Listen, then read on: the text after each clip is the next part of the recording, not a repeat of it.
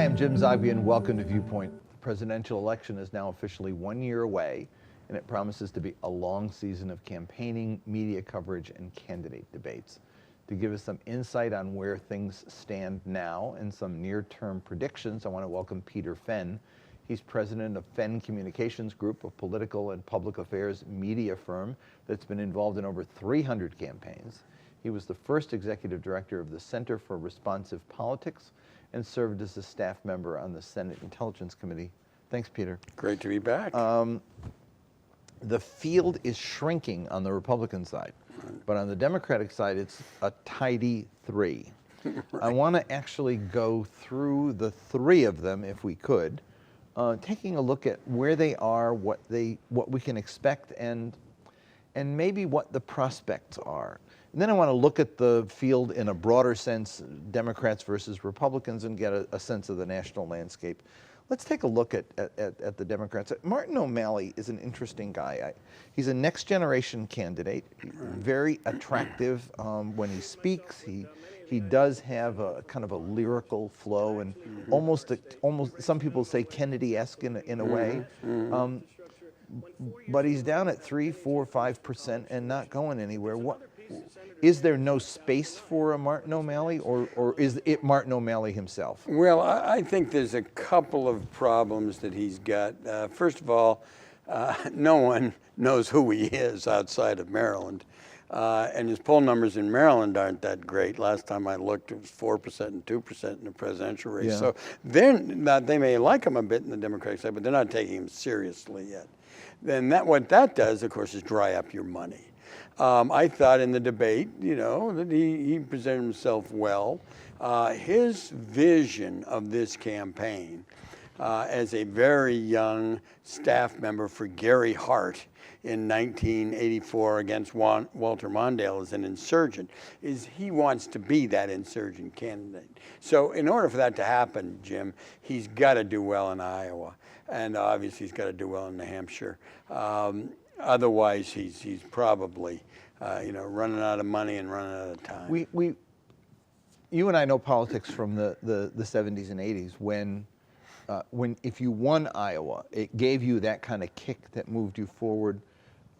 With the amount of money that's in the game right now, does that even happen anymore? I mean, if you win Iowa, but you don't already have a ground game in Indiana and Ohio, et cetera, can you do anything? Right. I mean, I think one of the problems is that it's very difficult to get catapulted into the presidential nomination in a few states.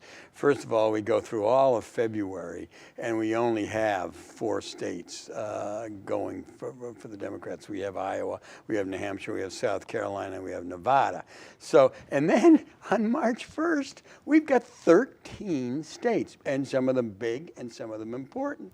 So, you got to play in those states. And you already need to be playing. You have to have your ads up. You have to have your organization set. You have to have money in those states. A guy like Martin OMalley cannot look at those 13 states. Now, a lot of people, now you're probably going to get to this, but a lot of people thought that Bernie Sanders wouldn't be able to play either. Yeah. But when you raise the kind of money that Bernie Sanders has raised, he'll be able to play. So the idea of Iowa giving you a boost and is probably passé. I think it can give you a bit of a boost, but you have to have something to build on, and you have to be really ready. But I think one of the things that Iowa or New Hampshire, those early states, can do is really knock somebody down. I mean, that's basic, or knock somebody There is a bit out. of expectations, though. I mean, this is a guy who's at 4 or 5%. If he comes out of Iowa with 30%, oh my God! If he came out at 30%, he'd be. That's what he's. It's a wing and a prayer right now, but that's where he's going. In fact, if I were Martin OMalley, I would. I mean, I wouldn't be silly about expectations, but I'd say, look, I'm looking for double digits. Yeah. That's what I want to do in Iowa. I want to show that I can do a whole lot better than they're predicting. Bernie Sanders is clearly the surprise of this election. It's a small field, but one guy is the surprise, and it's Bernie Sanders. He's a grumpy old man with a youthful appeal. I mean, kids are eating them up. They're gaga over 'em. How do we explain it? What's going on? What does it say about our politics? Well, I think it says a couple things. Look, you have it on the Republican side and the Democratic side. There is this anti-Washington sense. There's this tired of politics as usual and politicians as usual. And even though Bernie Sanders has been a politician his whole life, he plays into that. But the main thing with Bernie is his message. I mean, he has a very simple, very strong message. He has been giving the same stump speech for 35 years. I mean, this man is, if anything, consistent about his role as a democratic socialist, and going after the powerful and the moneyed interests. So, you know, right now, that message resonates, I think, with, especially as you say, with young people. Hillary Clinton, she's got the money. She's gobbled up a lot of the senior staff. And she's got the poll numbers to boot. The talk of her being the inevitable from the beginning, right? Is that where we are now? Well, you know, it's funny. Initially, she was inevitable, and she was like, "Oh my God, what's happened to Hillary?" And now, you know, she's back to being, at least if not inevitable, you know, definitely the big dog in the fight. You know, obviously, the Republicans, I think, have so overreached going after her. A lot of very wise Republicans, friends of mine, said, "Look, you know, we're not going to beat her on emails. We're not going to beat her on Benghazi. I mean, we have to come up with something better than that. We've tried to go after the Clintons personally. It doesn't work."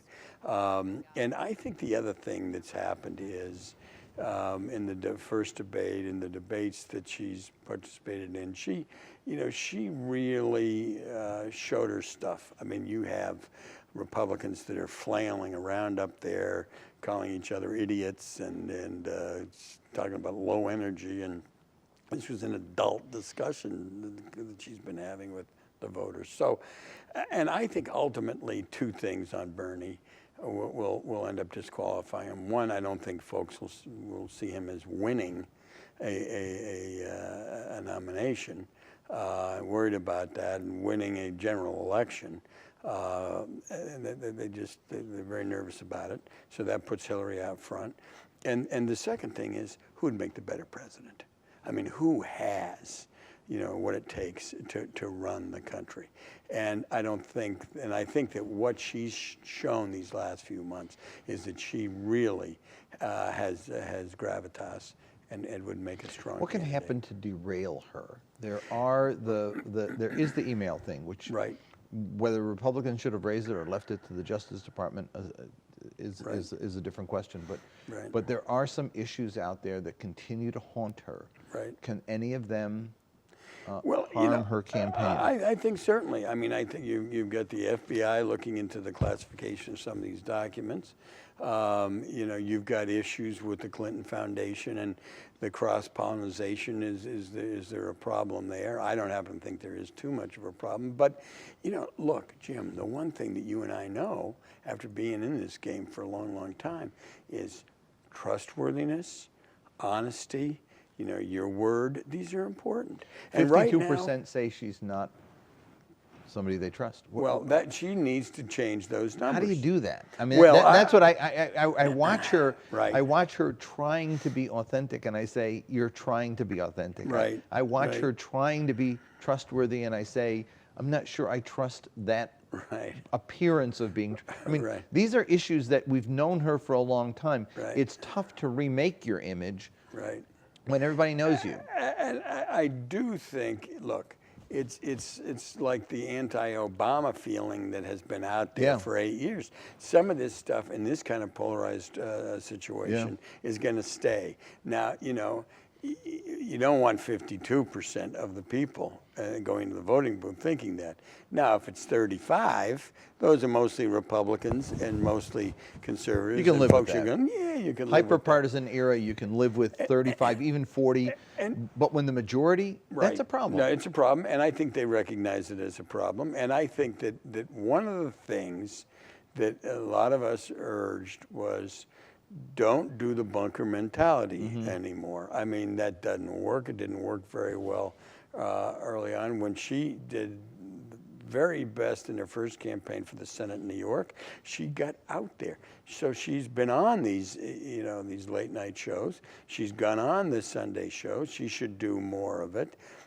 Some of it was very painful. She had to sit there and, and meet the press and take questions on emails for 18 minutes or whatever it was.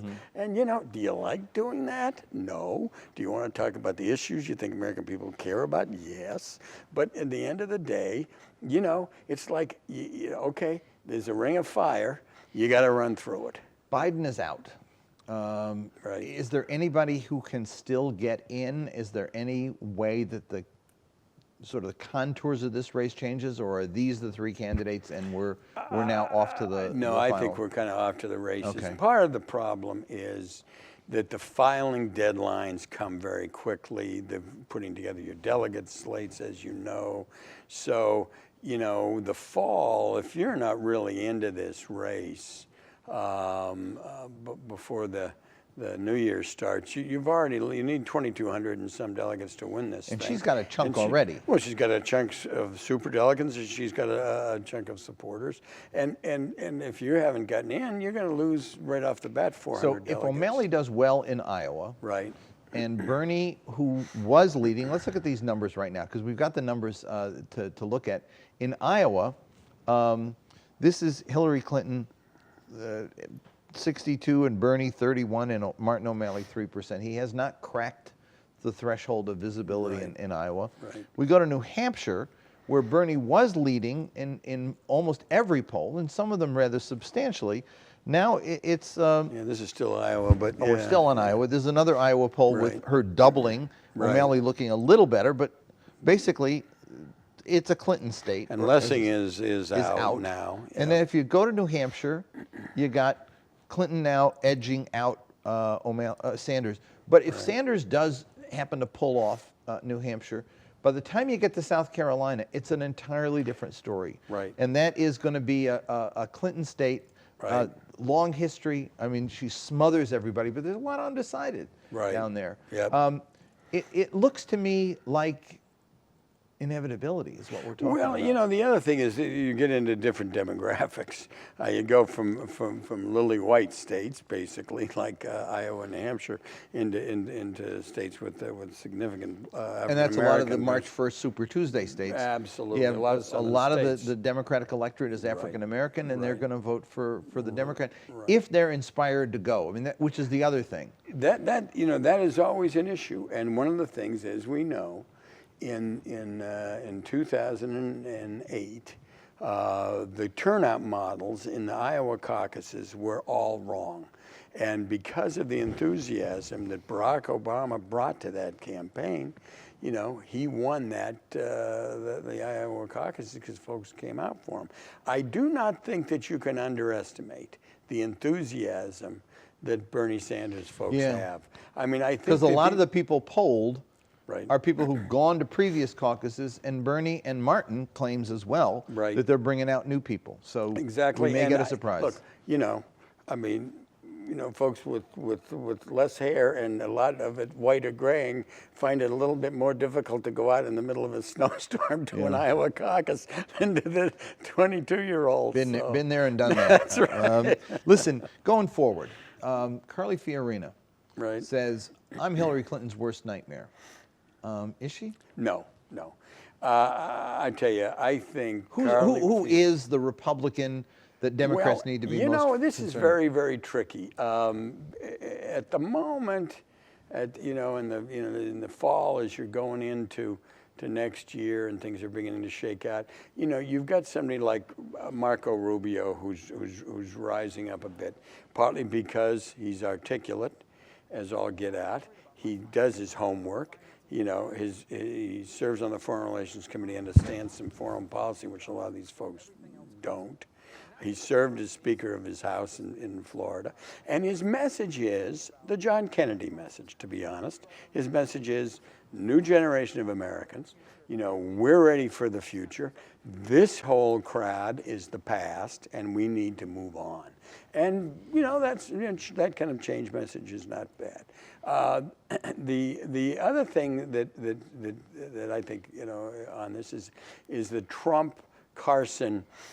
Are they going to stick with them? Are they going to hold, or will they abandon those folks? From the very beginning of this contest, when they started polling and Fiorina was doing a little better, what's been consistent in the polls is more than 50% of Republican voters supporting somebody who's never held elective office and who's running against the establishment. Right. And the numbers are still there. It's Trump. Trump 28, Carson 26, or Carson half, 28, right. Trump 26. It's over half. Right. What does that say about the politics? If you've got Bernie Sanders on the one side against big money and the billionaire class, and on the other side you've got against politics and politicians across the board. This is a strange climate. It's a very strange climate. Also, you have what I call the entertainment tonight factor in the Republican side, the Hollywood Squares factor, right? I mean, here are these guys. You know, look, 24 million turn into the first debate, 23 million turn into the second debate. Even, you know, everybody poo-pooed the debate a while back with the CNBC. That was 14 million people. Those are big numbers. Who probably didn't know CNBC existed. They couldn't find it on the cable box. Yeah. But, you know, this is partly because it's entertainment tonight. Now, do they vote? That is a real interesting question. And I tell you, if you look at the history of the United States, once people kind of push comes to shove, they think, wait a second, I'm voting for the most important job in the world. This is a very personal vote for me. I may have liked these guys, found them interesting, found them stimulating, but good grief, I'm not going to vote for them. That's the Fiorina problem, that's the Carson problem, and that's the Trump problem. Here's the problem, though. I want to take it one step further, and that is I'm talking to some of these Trump people, and what you just made was a very rational assessment. It's the most important job in the world. Who do I want running it? Right. These are people who are mad. Right. I don't mean insane mad. I mean just angry. Right. Not trusting. Right. And they look at Trump and Carson. Right. Different personalities. Right. But they say they share my anger. Right. And it's a screw you vote. Pardon my French. Right. But that's. Right. I wonder if it can be sustained. Right. We're still early. Right. But this is not a situation where people are making the most rational choice. You know, I agree with that. And I think one of the great ironies of this is if you listen to Republicans and conservatives and over the last 8 years, they have bitched and moaned, pardon my French, about Barack Obama. You know, he was first-term senator, hardly got his feet wet. Here's this guy who came into the Oval Office totally unprepared, unqualified. And then they're going to turn around and put a Ben Carson or Donald Trump, or for that matter, a Carly Fiorina in there. It's sort of astounding to me. And we have had, other than generals, we have had only 2 presidents in our history who had not held elective office. Both of them, Taft and Hoover, had very responsible positions, Secretary of Commerce for Hoover and Governor of the Philippines for Taft, and were very well-respected, solid guys. We've had some run. Wendell Willkie ran against Franklin Roosevelt in 1940 and became an exciting candidate for a while. But we, you know, and you may be right. I mean, it may be a funny year, and it may be the kind of year where we would throw all the bums out. And, you know, I don't care that they don't have any experience. But I think, end of the day, if you have a Hillary Clinton against a Fiorina, a Trump, or a Carson, this race is over. Mm-hmm. I mean, I do not think people are going to go there. And the debates that they'll watch and the campaign that they'll see will show, you know, when Ben Carson didn't know what the debt limit was in an interview with NPR, I mean, you know, it's like, whoa, wait a second. Yeah, but I agree with you. I'm not sure we necessarily get there in the sense that Right. Christine O'Connell beat Mike Castle, who was Right. probably the one of the most experienced, most sensible and thoughtful Republican member of Congress for a Right. long time, sitting under Joe Biden. Right. The seat opens up, he runs for it, Right. and this woman who was basically a freak show. She said she beat him. wasn't a witch, remember? I'm not a witch. And, She had to do it. and I'm looking right now at the degree to which this mindset has Right. taken hold in the Right. Republican Party, and I wonder if there wasn't a place for a John Huntsman, a John Kasich. Right, It doesn't right. seem to get any traction. Does that mindset at some point change, or does it crack This and is allow a you know, reasonable candidate to come that, forward? That question is really one of the fundamental questions I think we're going to be dealing with in this election cycle. Good, friendly Republicans of mine who are conservative but pragmatic, some of them, and many of whom worked for Mitt Romney, they said, look, maybe we have to nominate even if it's a Ted Cruz or one of these other people, gets smashed, and then the Republican Party finally says Yeah. to itself, you know, we've been shrinking our tent for the last dozen years, and we can't do it anymore and win a national election. We may be able to pick off congressmen and senators in these off years where the turnout is way down. But if we're going to win a national election, we can't be anti-immigrant. We can't be anti-gay. We cannot be anti-women. We can, I mean, anti-middle class. I mean, excuse me, we have got to make sure that we change our image in the country. And if we elect, in other words, some of those said, look, if a Jeb Bush or a John Kasich or somebody, or even a Rubio, but if you nominate a kind of regular Republican and he loses, then it's like, oh my God, here we go again, because the right wing will be back saying, you know, it's our party, it's our party. The Trump thing is fascinating to me because the very first debate, the pundit said, oh my God, he's a buffoon, he lost. He said horrible things to Megyn Kelly. The second debate, they said, oh my God, he's worse than we thought, he's over. And in between that, he had made some comments about John McCain and whatever. It's almost as if everything you throw at him, or every dumb thing he throws out, or that Carson throws out, only serves to make them stronger. It's as if you're attacking the guy who reflects my anger, and now I'm going to show you how angry I am. It seems that is where we are. There was a superhero like that, I remember, where you punched him and he absorbed your strength. It seems like that's where this particular narrowly based constituency is. My brother argues that what America needs is the third party, the Republican Party. Yeah, right. It's like there is no place for a John Kasich on a national stage. And I think that's scary to a lot of reasonable Republicans. And look, I'm not talking about the old days of the liberal Republicans and moderate liberals. We're not talking about Jacob Javits, Clifford Case, Ed Brooke, Mac Mathias. I mean, Or for God's sake, Nelson Rockefeller. Nelson Rockefeller. Who couldn't win a Democratic primary right now because he's too liberal. Too liberal. You know? Exactly. I mean, these were, and you know, the fascinating thing for folks to do, really for some of your viewers, go back and look at the 1956 Republican platform. Look at the 1960 Republican platform. Look at 64. Look at 68. Go all.